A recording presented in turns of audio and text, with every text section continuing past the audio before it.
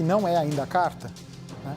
Seria escrita de próprio punho pela Monique. Né? De próprio punho.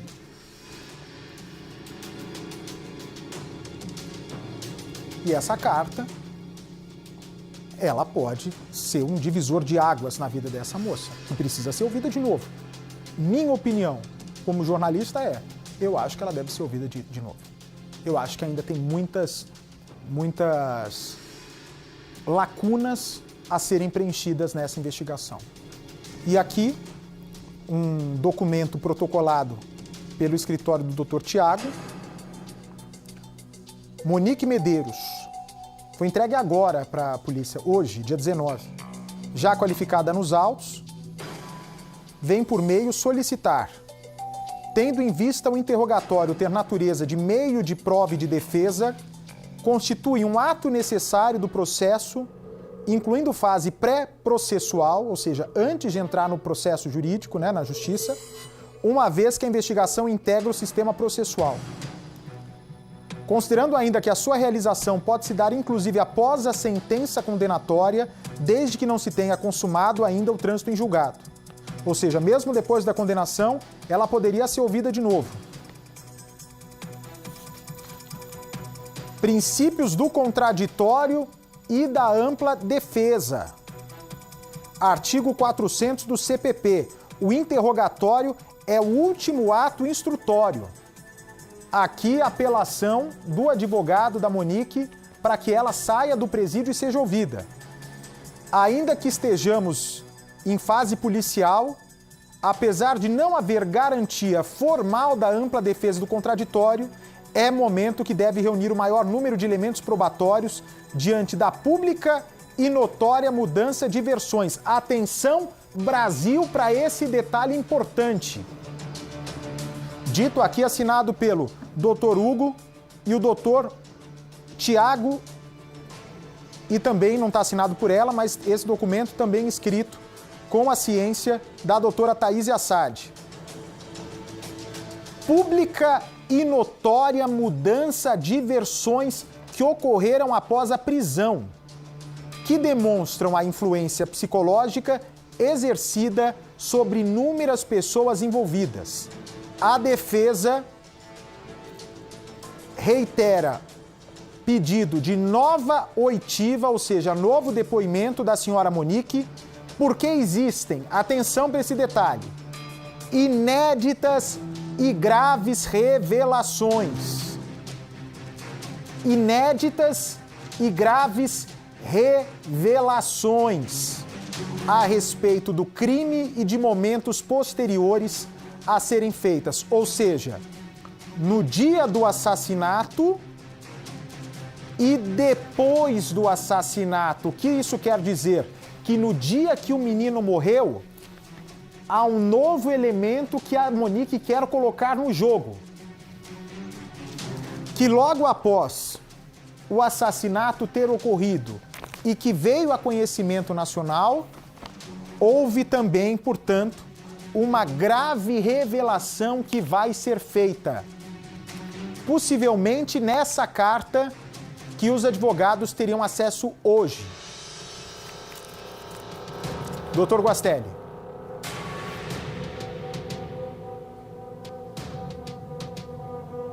Pois não, Bate.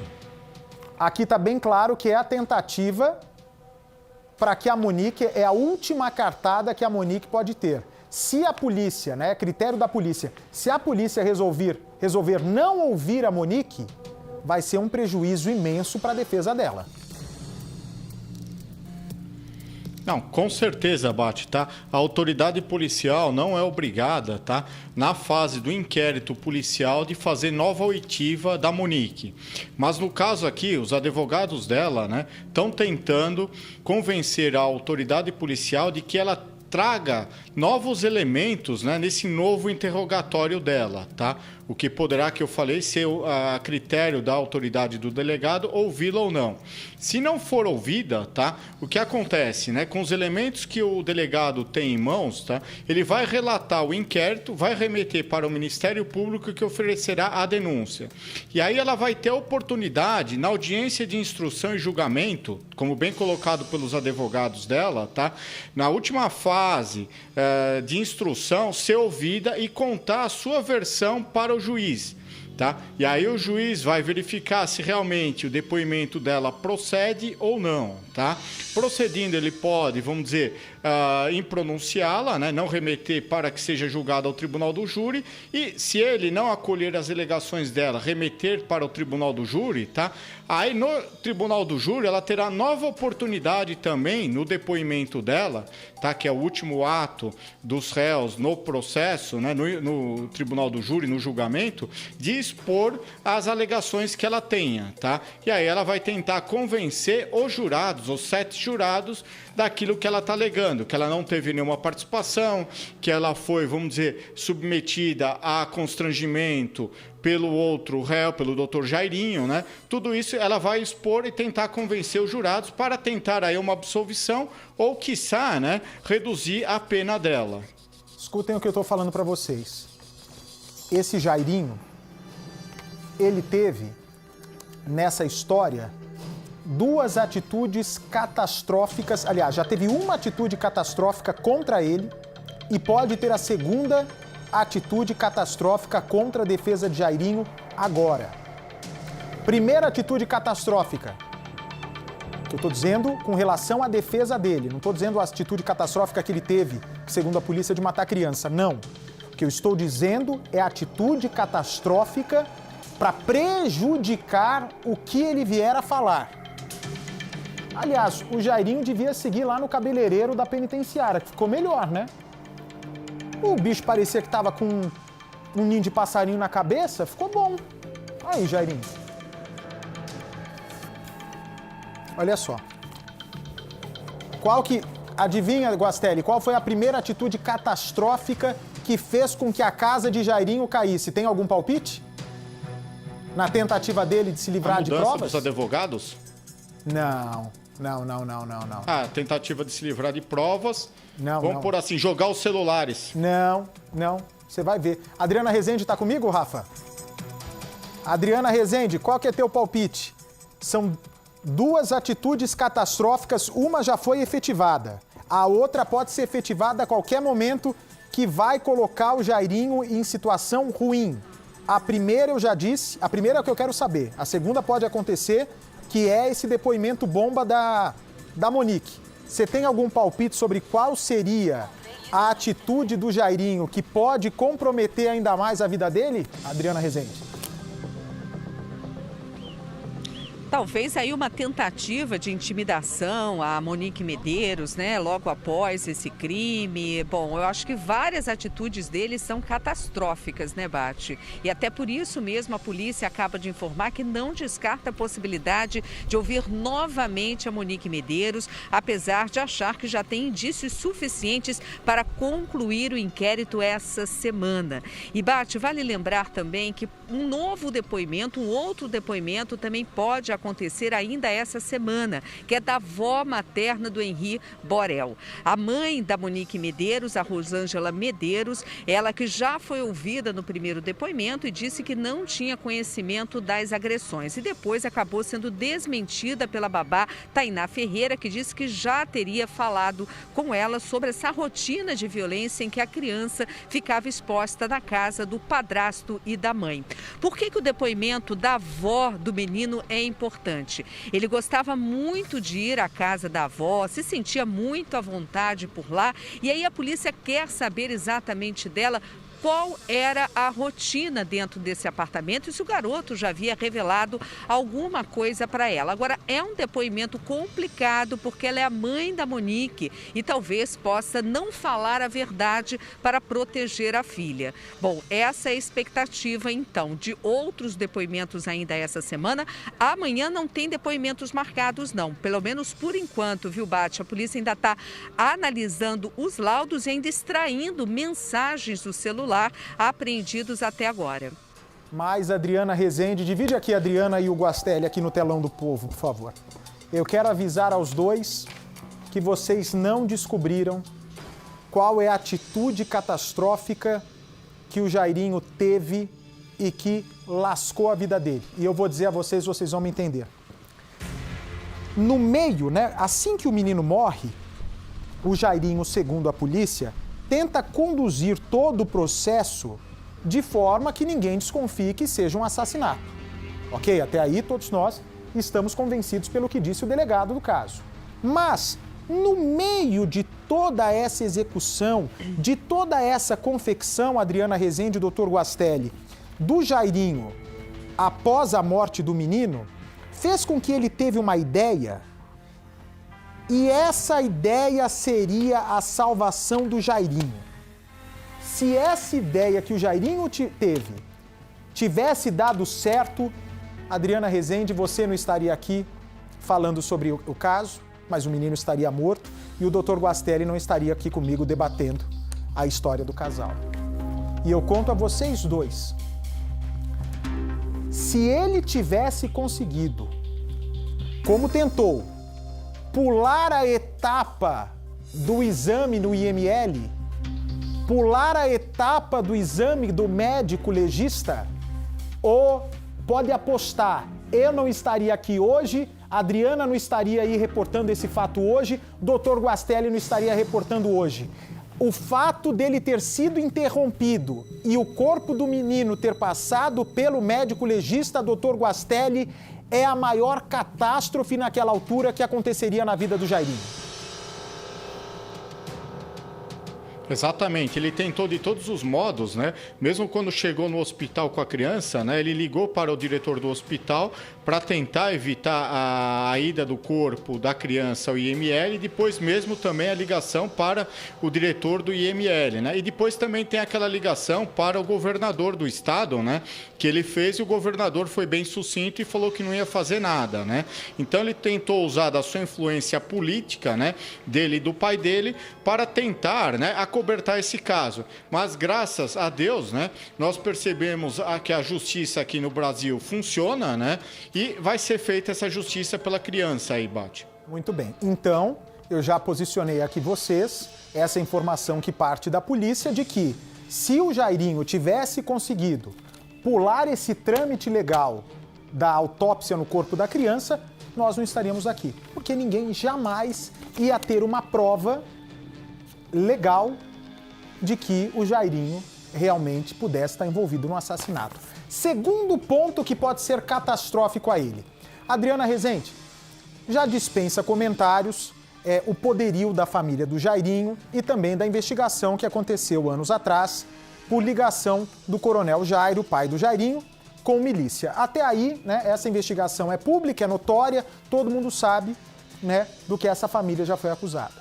Mas vocês também há de convir comigo que durante todo o tempo, né, após a morte do menino, o Jairinho tentou ter a Monique nas mãos dele. Tentou ter a Monique nas mãos dele, não só de maneira financeira, porque era uma ligação do Jairinho, a Monique perderia emprego. Aliás, eu nem sei que pé que tá, se ela tem emprego ainda, se tem o cargo, se não tem. Você sabe, Adriana Rezende, como é que ficou o emprego dela? De 16 mil reais? Sim, ela foi exonerada do Tribunal de Contas do município, Bate. Foi exonerada, certo. Aliás, né, já exonerou, na dúvida já exoneraram. Pois bem, só que quando, né, o Jairinho percebe que está perdendo as rédeas, né, é um homem que sempre teve a fala muito doce, sempre foi muito gentil, de puxar cadeira para a mulher, só que está se revelando um homem que adorava bater em crianças, pelo que diz a polícia e pelo que diz, né, não só a investigação, mas também outras mulheres que se relacionaram com ele. Que ele chegou a amordaçar a criança, quebrar fêmur de criança, enfim, né? Diz que era o demônio com criança. Não com a mulher, mas com criança. Muito bem. Quando o Jairinho começa a perceber que está perdendo a rédea dessa situação, ele entra em desespero. Vai e faz o quê? Muda de casa. O delegado havia dito, olha, seu Jairo, vereador, o senhor não vai ser preso agora. Monique, você não vai ser presa agora. Mas, se vocês mudarem de endereço e não informarem a polícia para onde vocês dois estão indo, eu vou tomar uma providência enérgica. O Jairinho se achando gostosão? Ah, sou vereador. Sou filho de coronel. Tenho dinheiro. Sou médico. Ah, você acha que algum delegado que vai segurar a minha? Tenho linha direta com o governador. O que eles fazem? Pimba! O que eles fazem, Adriana, que a irmã inclusive os leva para uma casa que não havia sido informada para a polícia, correto? Sim, correto. Essa... E ele ainda fala, ainda liga para o governador pedindo uma interferência nas investigações, né, Bate? Quando ele viu que o cerco estava apertando contra ele. Ainda teve esse detalhe, né? E o governador ignorou o pedido dele, falou que vai ficar como tá. Ele é preso. Sim. Aí, tô chegando na parte interessante da história. Ele é preso e a Monique percebe o seguinte, né? Deve ter falado para ele assim: como assim presos? Como assim, Jairo? Você prometeu, Jairinho, que eu teria sua proteção. Você me prometeu que tudo que a gente estava falando era verdade. Você me prometeu que eu estava segura. Você me prometeu que jamais eu passaria por uma humilhação como essa. E a Monique, que até então estava sendo fantoche do Jairinho, que essa mulher foi uma burra. Ela foi fantoche desse cara o tempo todo. Assim como as outras mulheres foram fantoche do Jairinho. Fantoche. Ele fazia o que bem entendia com essas moças e as moças caíam na lábia dele. Essas moças acreditavam na papagaiada dele. Agora a Monique, ela vê o mundo dela desabando. Castelo de areia, princesa. Desce do livro porque a vida não é... Eu sei. Desce do livro que a vida não é esse país das maravilhas. E caiu, e acabou o reinado. É aí que ela resolve contar tudo que sabe. Uma pessoa chega até ela e fala: Monique, não tem pra onde correr. A casa já caiu. Todo mundo já sabe que o menino foi assassinado e quem estava na casa era você e o seu marido. Pois me dê um papel e uma caneta que eu conto, que eu sei. E essa carta estaria pronta, prestes a detonar a vida do Jairinho. Se até o dia da troca de advogados eles eram unidos, bastou a prisão para que a união acabasse. Inclusive, cadê a foto, a selfie, por favor? Já vou antecipar aqui agora para vocês. Já vou trazer a reportagem, inclusive, da modelo, da Ayarla, que sofreu preconceito num condomínio de ricos aqui em São Paulo, porque estava usando roupa sensual. Vê se tem cabimento uma coisa dessa. A moça pode usar a roupa que ela quiser. Um absurdo uma coisa dessa. A moça sofreu várias humilhações. Vou trazer já já a história. Pois bem, aí eu pergunto para uma pessoa ligada a Monique. Olha, o senhor, né? Perguntei para essa pessoa. O senhor é uma pessoa bem informada. O senhor é uma pessoa atenta. O senhor é uma pessoa de reputação ilibada, né? Vou aqui permanecer em sigilo da minha fonte, né? A justiça, a lei, inclusive, me garante o sigilo total às minhas fontes.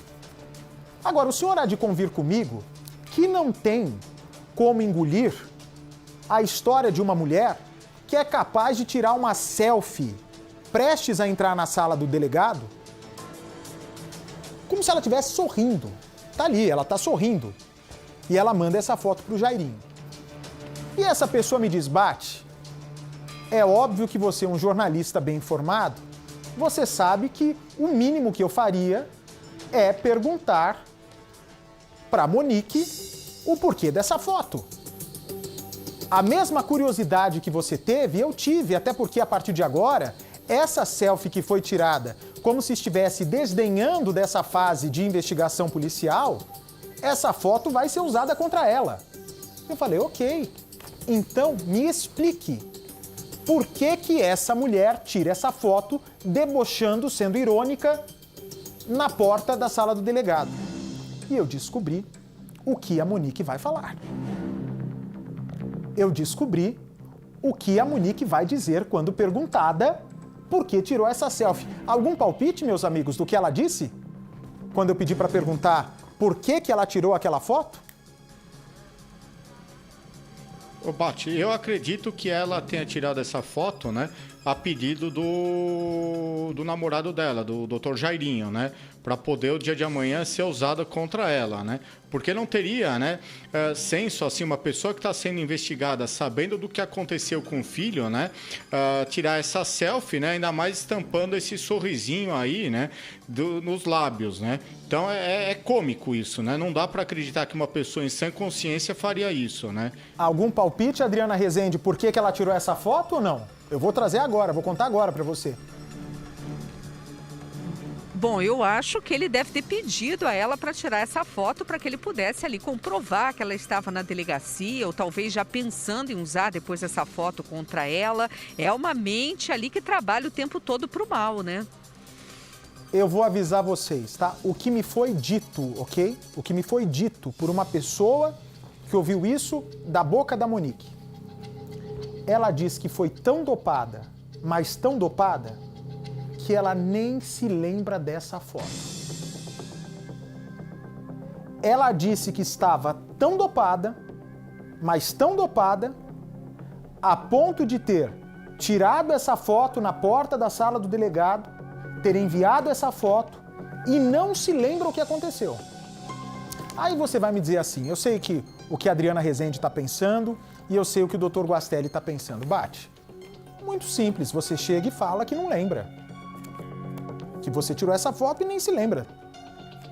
Só que eu conversei com um médico neurologista, Dr. Leandro Teles, perguntei para ele, doutor, qual a chance de alguém não se lembrar exatamente do que está se passando?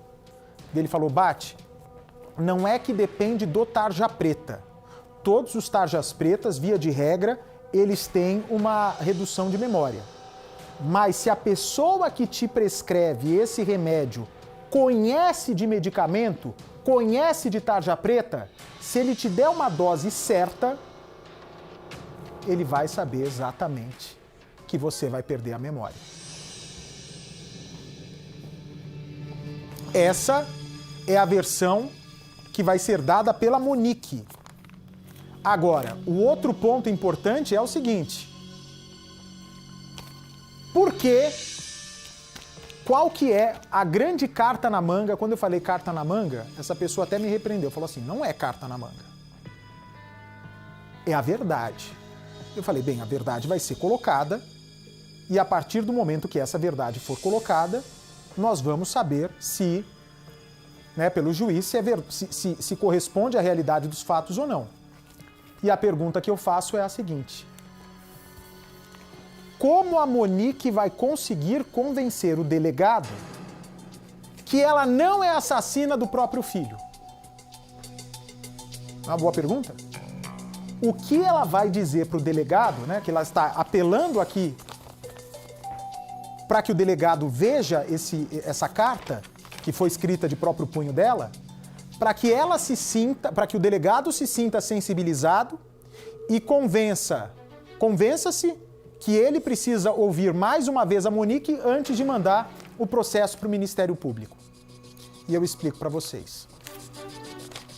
A dinâmica dos fatos, Dr. Guastelli e Adriana Rezende, vocês que estão chegando aqui no nosso Cidade Alerta e tendo informações em primeira mão da parte da Monique. Vejam só. Na dinâmica dos fatos relatada no primeiro depoimento e pelo que a polícia nos narra, né, de que o Henri estava tentando dormir no quarto, vai 3 vezes até a sala, tentando pedir para que os pais baixassem o volume do televisor, para que os pais, de uma vez por todas, né, para que os pais não, para que a mãe e o padrasto parassem de fazer barulho. Só que essa pessoa me garante que algo acontece na dinâmica dos fatos, e que eles ainda não podem revelar, mas que está na dinâmica dos fatos dentro daquele apartamento, o que o delegado precisa saber e que vai tirar a Monique da cena do assassinato. A cena de omissão de socorro desde a primeira suspeita, isso daí pode ter certeza que ela não se livra. Agora, a partir dessa carta escrita pela Monique, nós podemos ter de uma vez por todas a segregação de culpa.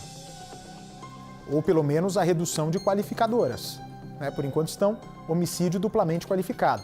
Pode ser que a Monique tenha a situação dela amenizada até se vir a contribuir com a justiça.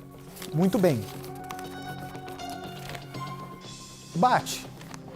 Mas uma moça que está desconfiada que o filho está apanhando desde fevereiro. O menino é morto meses depois. Bate. A história não está juntando. Não está batendo. Uma moça que estava comprando câmera de segurança para esconder no quarto, que estava tentando arrancar a verdade do menino. Como é que uma mãe como essa não tira a criança do caminho do padrasto? E essa pessoa me fala o seguinte, Bate, a questão dos medicamentos, a própria Monique vai falar. O que tomou, o que deixou de tomar. Mas, prestem atenção, além dessa questão dos medicamentos, o próprio pai, com informações do filho, né, que o tio abraça dolorido, e pelo que a Monique contava para ele, o pai estava acreditando na Monique e entregou o filho para a mãe. A defesa da Monique me disse, nem o pai acreditou nessa questão de agressão. E a Monique também não acreditava. Foi ludibriada por esse homem, como outras pessoas. Pagou para ver? Pagou para ver. Só que aí uma dedução minha do que eu entendi. A questão do uso de medicamentos tarja preta foi fundamental, é fundamental para que a Monique consiga comprovar para o delegado que na hora em que toda aquela maldade aconteceu, ela estava completamente dopada. Portanto, se essa carta realmente chegar até o delegado, já eu vou com a Adriana Rezende, que vai nos trazer as informações em primeira mão.